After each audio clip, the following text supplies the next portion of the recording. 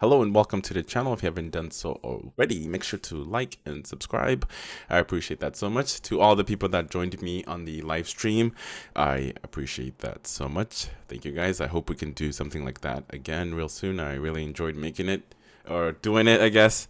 So let's go ahead and do a deeper in-depth look of the Type R, especially the interior. We only got to see a glimpse of it from the video. There's also more videos that are available on the internet as well too. And then so we're gonna go ahead and check out some of the photos as well as maybe check out some of the other videos that can kind of see what we can see.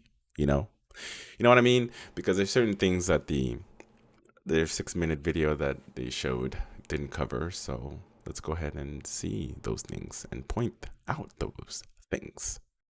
As you can see, we're wasting no time at all. So this is the interior of the Type R. You have your nameplate right there. Um, Maybe I should have downloaded these videos or these galleries so I can zoom in to my liking. Alrighty. And then at the center console here, you have your 2 drink carriers.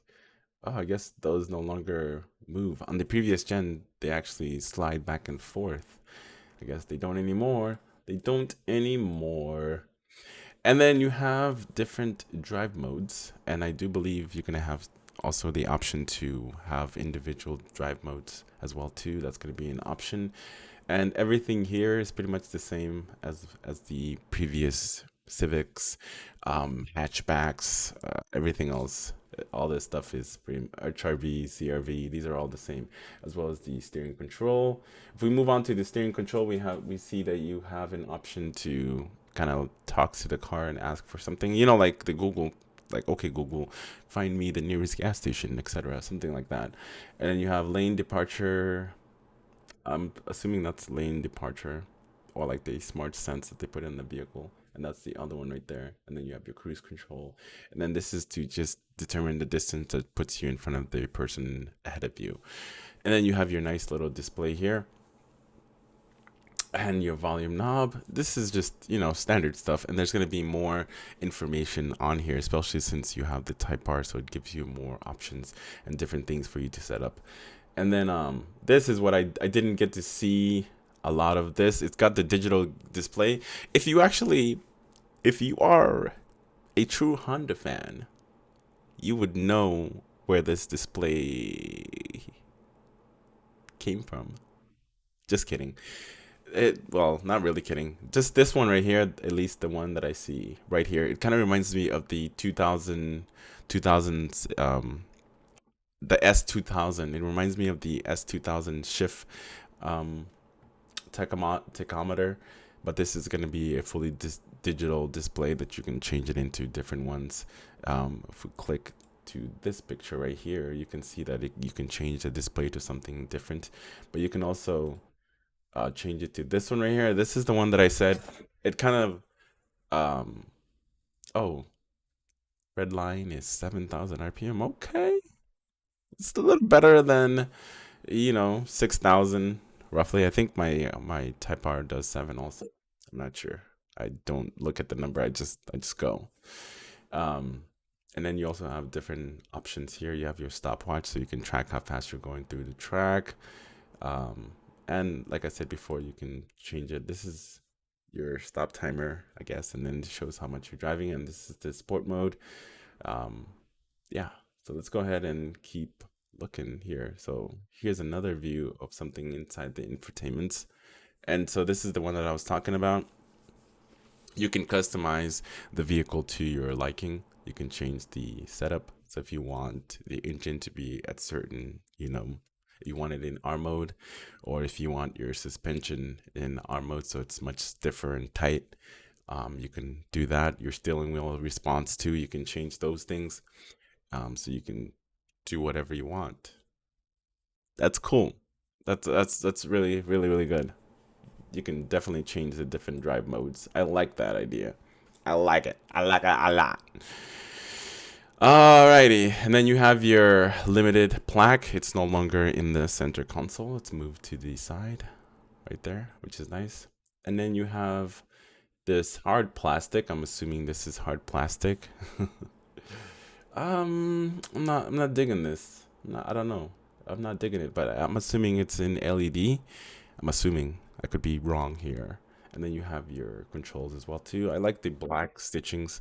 I think the seats kind of stand out like a sore thumb. I think it needed to be a little bit of more contrast. Um, I don't know. I don't know. It just coming off a little bit too strong there with the seats, but that's just me. Um, anyway, so the Type R actually comes with a um, 19-inch rims and tires, or 19-inch rims, and it's hooked up to 255,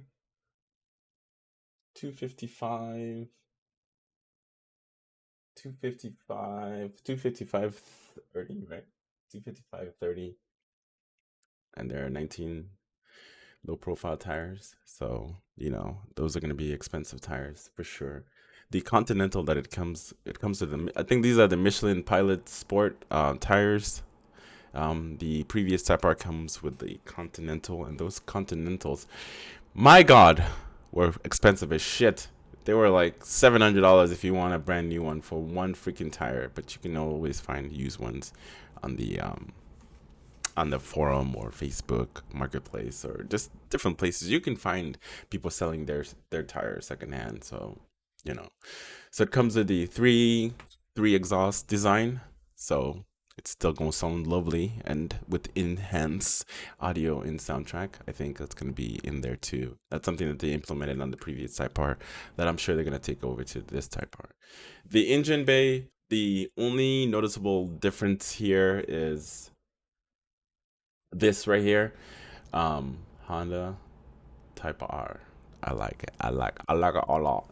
And then from the video that I've actually seen that I will play for you guys, I'll have to find that video. And it does show that you have plenty of room within the engine bay, just a little bit more room. I feel like for me, on my Type R, it's not a lot of working room, especially if you have big hands like I do.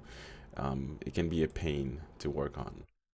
The seats, I've already told you my transgression with it, and the carpet kind of gives me like I don't know. I feel like it's a little bit too much red. Maybe a little bit more contrast. That would have been nice. Like if they put the black floor with red mats, and then the seats would be like a little bit black with red stitching. I don't, I don't, I don't know. Maybe it's me. I don't like the. I think I don't know. I don't like the color of the seats. I guess they're fine. You can live with it, I suppose. Alrighty. And then the overall design with it, I'm pretty happy with the design. I think it's more mature. I think I've talked about it in the live stream as well too. I'm gonna say it again. I think the car looks a little bit more mature. So now it kind of will cater to different audiences. People that weren't interested in the FK8 might be really interested into this one because it's more toned down design comparing to the design of the FK8, which is more aggressive and more ricer look. You know what I mean? That ricer look. If the FK8 was designed right around when I was a teenager, I would have loved it. Even though I still love it now, but I would have loved it even more because I dig those kind of things back then. I didn't know any better. But you got this big grill in the front to give you plenty of air, and this is a huge W for Honda, especially for the aftermarket community, so they can design a bigger, more so you can allow a bigger intercooler to allow more air getting in there. So that's a huge win in my opinion.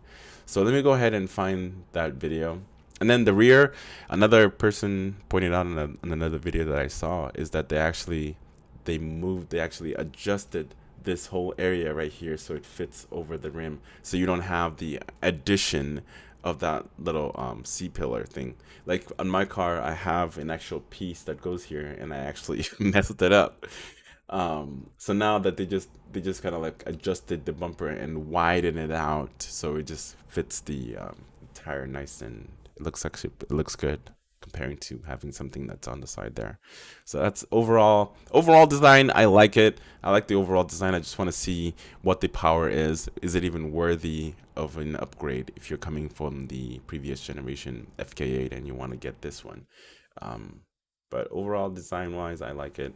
I have my, the seats to me, I don't know, it just seems way too bright red in there. Um, or even if they just changed the carpet, I guess maybe if the carpet was black. I don't know. I just love the contrast that they did with my Type R. A little bit of a black and red, and it just made sense. Like it just worked really, really well. Here, I don't know. It just doesn't seem right to me. But anyway, let me go ahead and pull up that video for you guys for the that showcases the Type R's engine a little more. All right, so here's one video that I found.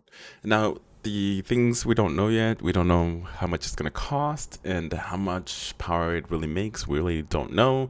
Um, Honda's probably gonna give it 5 more horsepower. I don't know. They do shit like that, but the way the car drives and handles it is completely like a different animal, completely different than the previous. That's for sure. When it comes to that kind of stuff. One thing I wanted to highlight is like there's still like a lot of working room. I could not find a video that is a video that would kind of showcase just the top of it. Just from this angle, you can't see much, but from what I see here, there's still plenty of room to work. 2-liter turbo, 4-cylinder, we know that. 6-speed manual transmission, and then you have your drive mode. But I do see that we're missing a button. If you move back right there, like right there, it's missing a button. And of course, you have the electronic brakes, which is, I don't like it, but it is what it is. We just have to live with it. But everything else that they showed from the reveal, completely satisfied with it. The look of the car, the design, I pretty much like the design of the vehicle. Now, for me, I'm not really gonna buy one because I already have one. I have my FK8, which I am completely happy with for now. Maybe in 2-3 years, maybe I won't be, but it's nice to have a paid off car. And yeah, I think my main complaints was just about the seats. I guess maybe it's the design of the seats that's making it the way it is, because the previous Type R also had red seats with it, and no fog lights. Oh, that's one thing I didn't see. There's no fog lights available. No foggy lights, because I believe this is a way for more air to go towards cooling that brake, and then there's an exit right here. Uh, or so it's kind of like the same thing, a little bit of a similar design from the Acura Integra. I think somebody did point that out, so good eye there, buddy. Nice. But anyway, I will leave a link to the description if you want to go check it out, as well as the link to the article if you want to go read about it.